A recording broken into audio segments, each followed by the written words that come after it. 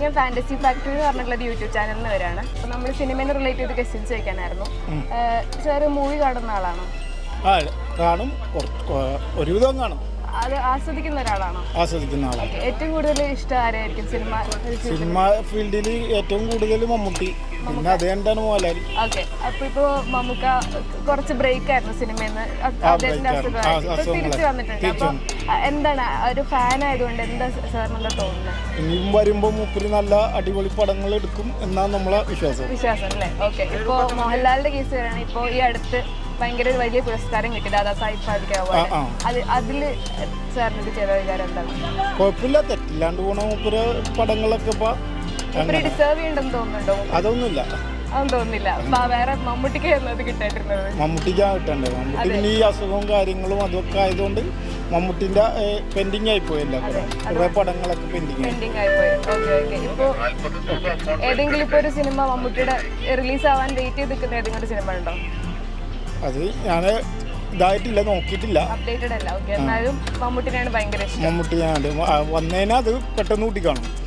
അതല്ലേ? Okay, thank you so much. Okay, welcome. Hi, ഞങ്ങൾ fantasy factory എന്ന് പറഞ്ഞൊരു യൂട്യൂബ് ചാനലിന് വരായിരുന്നു.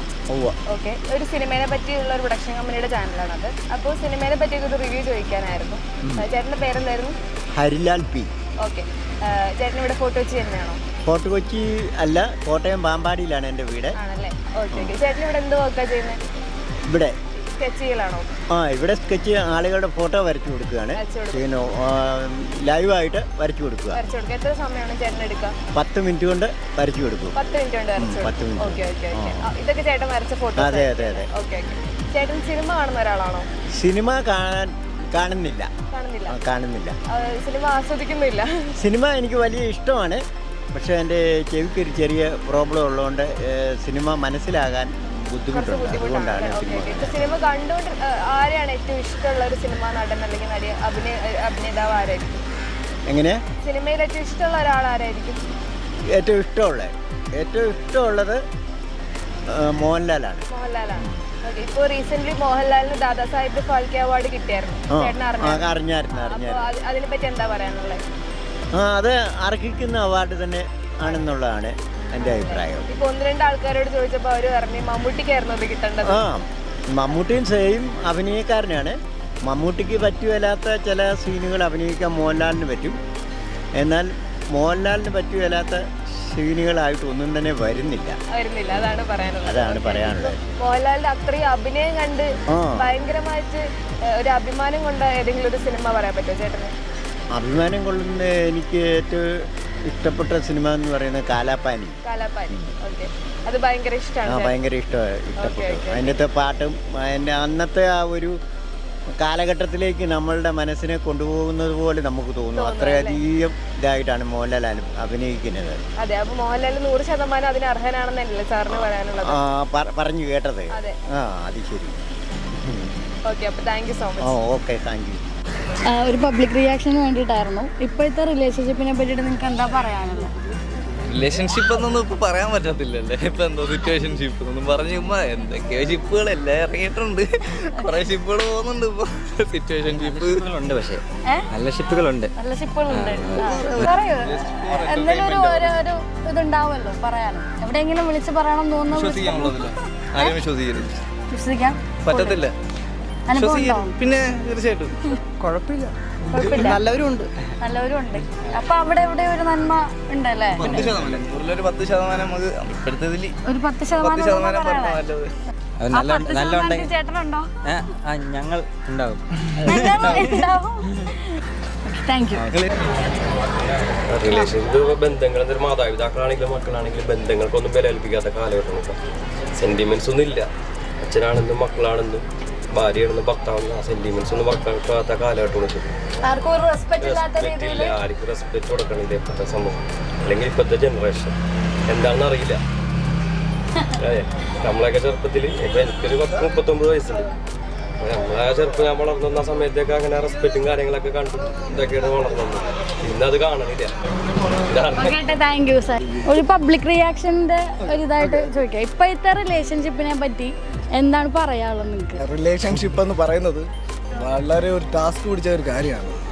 നമ്മളെന്തു പറയാം, പണ്ടത്തെ പോലെ ഒന്നുമല്ല, ചിലർ മാത്രമേ അതിൽ സക്സസ് ആവുന്നുള്ളൂ.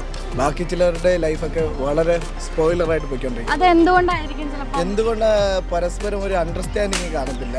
അതാണ് ഏറ്റവും വലിയ പ്രോബ്ലമായിട്ട് വരുന്നത്. വേറെ കേസ് എന്താണെന്ന് വെച്ചാൽ പരസ്പരം അതാണ് ഒരു അണ്ടർസ്റ്റാൻഡിങ് ഇല്ലാത്തത് കൊണ്ടാണ് മെയിൻ പ്രശ്നമായി പോകുന്നത്. ഇപ്പം ഞാനായിരിക്കാം ഒരു റിലേഷൻഷിപ്പിലുള്ളത്, എൻ്റെ സ്ഥാനത്ത് അപ്പോഴും എൻ്റെ വേറൊരു പെൺകുട്ടി ഉണ്ട്. അപ്പോൾ ഞാൻ അവളോട് ഒരു കാര്യം പറയുമ്പോൾ അത് അപ്സെറ്റ് ചെയ്യാൻ പറ്റില്ലെങ്കിൽ അവിടെ ചെറിയൊരു ഇഷ്യൂ ഉണ്ടാകാൻ അതായിരിക്കും ഒരു വരുന്ന കാലത്ത് വലിയ വിഷയമായി വന്നത്. അത് ആ റിലേഷൻഷിപ്പിന് ഭയങ്കരമായിട്ട് ബാധിക്കാനാണ്. Okay, thank U. ചേട്ടാ, ഇപ്പോഴത്തെ നമ്മുടെ റിലേഷൻഷിപ്പുകൾ, ബന്ധങ്ങളെ പറ്റി ചേട്ടന് പറയാനുള്ള എന്താണെന്ന് പറയാം? ബന്ധം നല്ലത് തന്നെയാണ്, പക്ഷെ അത് അമിതമായാൽ അമൃതം വിഷമാണ്. അതുമായി തന്നെയാണ് ബന്ധം. ചില ബന്ധങ്ങൾ നീണ്ടു നിൽക്കും, ചില ബന്ധങ്ങൾ പെട്ടെന്ന് തല്ലിപ്പിരിഞ്ഞ് പോകും. അപ്പോൾ ബന്ധം അമിതമാകരുത്, ഒരു നോർമലായിട്ട് നിൽക്കുക, അത് നിലനിൽക്കുക. Okay, thank you. ഇപ്പോഴത്തെ ജനറേഷൻ ബാബുൻ എന്ന് പറഞ്ഞിട്ടുണ്ടെങ്കിൽ താൻ എൻ്റെ ബാപ്പയാണ്, അല്ലെങ്കിൽ താൻ എൻ്റെ ഫാദറാണ്. ബാനിയാന്ന് പറയുമ്പോൾ പറയും താൻ എൻ്റെ ജ്യേഷ്ഠനാണ്, ബ്രദറാണ്. അങ്ങനത്തെയാണ് ഇപ്പോഴത്തെ ജനറേഷൻ. അപ്പോൾ അവരോട് നമുക്ക് ഒന്നും പറയുന്നില്ല മോളെ. അല്ല, ഇപ്പോഴത്തെ റിലേഷൻഷിപ്പിനെ പറ്റിയിട്ട് എന്താ പറയാനുള്ളത്? ഇവിടെ സംബന്ധിച്ച് ഫോട്ടോസിനെ സംബന്ധിച്ചെന്ന് പറഞ്ഞാൽ അത് വെറും ഒരു വല്ലാത്ത ഒരു ഇത് തന്നെ. നമുക്ക് ചില നേരം സന്തോഷം വരും, ചില നേരം ദുഃഖം വരും, ചില നേരം അരിശം കയറും. അങ്ങനത്തെ രീതിയാണ് ഫോട്ടോസിനെ സംബന്ധിച്ച്. കുറച്ചൊരു ഓവറായിരിക്കും വേണം. അത് തന്നെയല്ല, ബഹുമാനം കീഴടക്കം പറയുന്നത് ഇപ്പോഴത്തെ ജനറേഷനിൽ ഇല്ല. ദൈവസ്നേഹം ഉണ്ടെങ്കിലേ അതൊക്കെ വരുള്ളൂ. ദൈവസ്നേഹം ഒട്ടുമില്ല. നിങ്ങളൊക്കെ വീട്ടുകാർ അന്വേഷിക്കണമെന്നാണ് ചോദിക്കുന്നത്. ഏറ്റവും കൂടുതൽ ലേഡീസ് 2 മണി 3 മണി നേരമ്പോഴത്തേക്കാണ് ലേഡി പിള്ളേരുമായിട്ട് ഇവിടുന്ന് പോകണത്. അതൊക്കെ കാണുമ്പോൾ നമുക്കില്ലേ ഭയങ്കര സങ്കടമാണ്. ഭയങ്കര സങ്കടം എന്ന് പറഞ്ഞാൽ ഇങ്ങനൊരു ലോകം ദൈവം സൃഷ്ടിച്ച പോലെ ഇപ്പോൾ സുപ്രീം കോടതി വിധിയാണ് ഇതിനൊക്കെ കാരണം. ചേട്ടാ, താങ്ക് യു. സഹകരിച്ചു. ന്യൂ ജനറേഷൻ എന്ന് പറയുമ്പോൾ അവരവർ ചിന്തിച്ച് ഓരോന്ന് കാട്ടിക്കൂട്ടി അങ്ങ് ജീവിക്കുക എന്നുള്ളതാണ്. അവരുടെ ജീവിതത്തിനകത്ത് ജീവിക്കണം എന്നുണ്ടെങ്കിൽ നമ്മൾ ഡീസൻ്റായിട്ട് ജീവിക്കണം. നമ്മൾ പബ്ലിക്കിന് മുമ്പിൽ നമ്മൾ അങ്ങനെ ജീവിച്ചു കഴിഞ്ഞാൽ ഒരിക്കലും ജനങ്ങൾ അംഗീകരിക്കത്തില്ല. നിങ്ങൾക്ക് അടിച്ചുപൊളിച്ച് ജീവിച്ചിട്ടുണ്ടെങ്കിൽ 4 അറിയാതെ, പബ്ലിക് അറിയാതെ രഹസ്യമായിട്ട് അടിച്ചുപൊളിച്ച് ജീവിച്ചോണം. റിലേഷൻഷിപ്പിനെ പറ്റി ചേട്ടൻ എന്തെങ്കിലും 2 വാക്ക് പറയാൻ പറ്റും? ഞാൻ പറയുന്നു, രഹസ്യമായിട്ട് ജീവിച്ചോണം. പരസ്യമാക്കരുതെന്നാണോ പറയുന്നത്? പരസ്യമാക്കി പബ്ലിക്കായി കഴിഞ്ഞാൽ ഒരു മനുഷ്യായുസ് തീർന്നു. എന്ത് വേണം ചെയ്തോ, 4 അറിയാതെ രഹസ്യമായിട്ട് ജീവിച്ചോണം.